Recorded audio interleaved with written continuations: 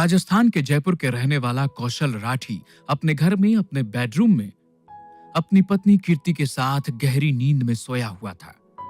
यह आधी रात का वक्त था और शहर का लगभग हर बाशिंदा इस वक्त नींद के आगोश में था। लेकिन कोई तो था जो दबे पांव उसके घर में घुस आया था। घर के पिछले दरवाजे से घुसे इस शख्स के हाथों में एक गन थी। वो सीधा कौशल राठी के बेडरूम में पहुंचा और उसने कीर्ति को आवाज दी।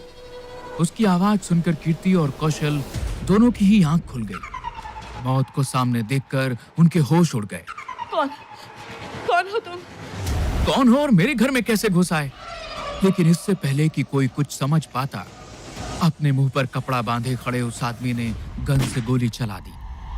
कीर्ति के चीखने की आवाज से घर गूंज उठा। एक ही सेकंड में कीर्ति की मौत हो गई। कौशल उस आदमी को आंखें फाड़े देख रहा था। वो आदमी वहां से चला गया। अगली सुबह जब ये केस पुलिस के पास पहुंचा तो पुलिस ने कातिल का पता लगाने के लिए केस की तहकीकात शुरू कर दी। अलग अलग एंगल से इस केस को देखा जा रहा था। आपकी किसी से कोई दुश्मनी? नहीं सर, हमारी किसी से क्या दुश्मनी होगी। मेरी पत्नी तो वैसे भी लोगों से कम ही बात करती थी।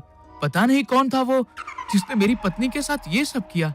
ठीक है, कातिल जो भी हो जल्द ही पुलिस के गिरफ्त में होगा। पुलिस अब मुजरिम को तलाशने में लगी हुई थी। कीर्ति और कौशल के घर के आसपास रहने वाले लोगों से जब कीर्ति और कौशल के बारे में पता किया तो पुलिस को पता चला कि कुछ साल पहले ही दोनों यहाँ आकर रहने लगे थे। दोनों के बारे में ऐसी कोई बात पुलिस को पता नहीं चली जिसकी वजह से उन पर शक किया जा सके। इसी बीच पुलिस इन्वेस्टिगेशन करने के लिए एक बार फिर से कौशल के घर पहुंची और उनके घर की तलाशी ली गई। ये तलाशी? इसकी क्या जरूरत है सर? पुलिस को अपना काम करने दीजिए। हम अच्छी तरह जानते हैं कि क्या करना है और क्या नहीं। कांस्टेबल प्रताप, अच्छी तरह से घर की तलाशी लो। जी सर। कांस्टेबल प्रताप ने कौशल और कीर्ति के घर की तलाशी ली और कुछ पेपर्स लेकर वो पुलिस स्टेशन लौट गए। कीर्ति के मोबाइल से उसके कॉल डिटेल्स भी निकाले जा रहे थे, लेकिन उनमें भी कोई ऐसा नंबर नहीं था जिसके आधार पर कोई सुराग मिल सके। कुछ मिला कौशल के घर से? सर, ये इनके आधार कार्ड, कुछ प्रॉपर्टी के पेपर्स और कुछ डॉक्यूमेंट्स हैं। ज्यादा कुछ नहीं, लेकिन इनमें ऐसा कुछ नहीं है सर जिससे कुछ पता चल सके। इंस्पेक्टर ने उन सारे डॉक्यूमेंट्स को देखा। उनमें से एक प्रॉपर्टी के पेपर पर इंस्पेक्टर की नजर ठहर गई। ये पेपर्स किसी दिव्या शर्मा नाम की औरत की प्रॉपर्टी के पेपर थे। ये दिव्या कौन है प्रताप? पता नहीं सर, इनकी कोई रिश्तेदार होगी या कोई मिलने वाली। इसकी प्रॉपर्टी के पेपर इनके घर में क्या कर रहे हैं? इन पेपर्स पर राजस्थान के किसी गांव का एड्रेस भी है। एक हवलदार को भेजो और पता करो ये दिव्या शर्मा कौन है। और सुनो, इसके बारे में अभी कौशल को पता नहीं चलना चाहिए। जी सर, ये बात उस तक नहीं पहुंचेगी। दिव्या शर्मा नाम की जिस औरत के नाम के प्रॉपर्टी के पेपर्स कौशल के घर से बरामद हुए थे, उन पेपर्स पर मौजूद एड्रेस पर जब दिव्या के बारे में पता किया गया तो एक चौंकाने वाली न्यूज सामने आई। पुलिस को पता चला कि दिव्या शर्मा की मौत कुछ साल पहले हो चुकी थी। उसके परिवार के बारे में किसी को कोई खबर नहीं थी। पुलिस का शक अब पूरी तरह से कौशल पर आ गया था, क्योंकि एक ऐसी लड़की जो इस दुनिया में नहीं थी, उसके नाम के पेपर्स कौशल के घर से मिले थे और दूसरा उसकी पत्नी का भी किसी ने मर्डर कर दिया था। पुलिस को लग रहा था कि हो ना हो इन सब में शायद कौशल का ही हाथ था। केस की तहकीकात आगे बढ़ी और पुलिस को पता चला कि कीर्ति एक फैक्ट्री में काम किया करती थी। पुलिस ने उस फैक्ट्री के मैनेजर रमेश को बुलवाया। नमस्ते सर, आपने बुलाया? तो बात ये है रमेश बाबू कि आपकी फैक्ट्री में काम करने वाली कीर्ति राठी का मर्डर हुआ है। हम जानना चाहते हैं कि क्या आपको उसके बारे में कुछ पता है? मतलब इतने टाइम से आपके यहाँ काम कर रही थी वो, किसी से लड़ाई झगड़ा या कोई और बात? नहीं सर, ऐसा तो कुछ भी नहीं था। वो ज्यादा किसी से कुछ बात ही नहीं करती थी, चुपचाप अपना काम करती रहती थी, अपने बारे में भी कम ही बात करती थी सर। और कुछ जो आपको याद हो? सर, एक बात है।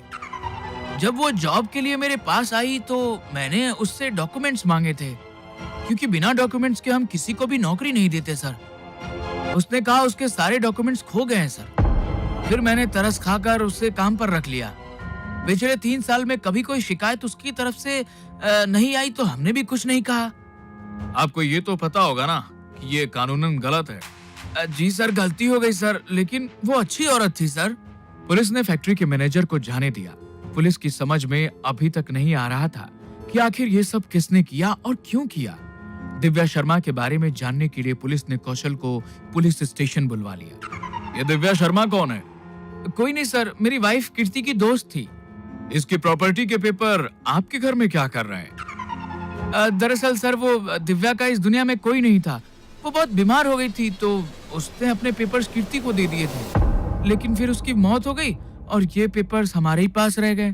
कहीं आपकी ये कहानी मनगढ़ंत तो नहीं मिस्टर कौशल? आप कैसी बात कर रहे हैं सर? मैं भला आपको कहानी क्यों सुनाऊंगा? इसका जवाब मैं आपको देता हूँ। तो हुआ ये कि कल एक आदमी हमारे पास आया। उसका नाम दीपक शर्मा है। दीपक शर्मा? अरे आप तो घबरा गए। वो अब भी यही है, मैं उसे बुलाता हूँ। वैसे दीपक का कहना है कि उसने ही आपकी पत्नी कीर्ति राठी का मर्डर किया है। जी मैं कुछ समझा नहीं। रावत, दीपक को बुला के ला। अगर मुजरिम आपके हाथ लग गया है तो आप उसे जेल में डाल दीजिए ना सर। उसने मेरी बीवी को मारा है। वही तो प्रॉब्लम है, हम उसे नहीं बल्कि आपको जेल में डालेंगे मिस्टर कौशल। मुझे? लेकिन क्यों? तब तक कांस्टेबल रावत दीपक को वहां पर लेकर आ गया था। दीपक खुद आपको बताएगा कि इसे कीर्ति के मर्डर की क्यों सजा नहीं होगी, क्योंकि कानून के मुताबिक जिसके मर्डर में मैं एक बार सजा काट चुका हूँ, दोबारा उसके लिए मुझे सजा नहीं हो सकती। ये सब झूठ है। झूठ ये नहीं, झूठ आप बोल रहे हैं। कीर्ति राठी और दिव्या शर्मा एक ही औरत थी। दिव्या शर्मा यानी दीपक शर्मा की पत्नी, जिसके मर्डर के झूठे इल्जाम में दीपक को सजा हुई। लेकिन फिर कुछ खास सबूत न मिलने के कारण 3 साल बाद इसे जमानत मिल गई। जब मैं बाहर आया तो पता चला मेरी पत्नी दिव्या यहाँ जयपुर में अपने प्रेमी के साथ शादी करके रह रही है। उसने अपनी मौत का नाटक किया और मुझे जेल में डलवा दिया। प्लानिंग तो अच्छी थी मिस्टर कौशल आपकी, लेकिन क्राइम कभी छुपता नहीं है। हम चाहकर भी दीपक को कीर्ति के मर्डर की सजा नहीं दे सकते, क्योंकि कानूनन कीर्ति की मौत 3 साल पहले ही हो चुकी है।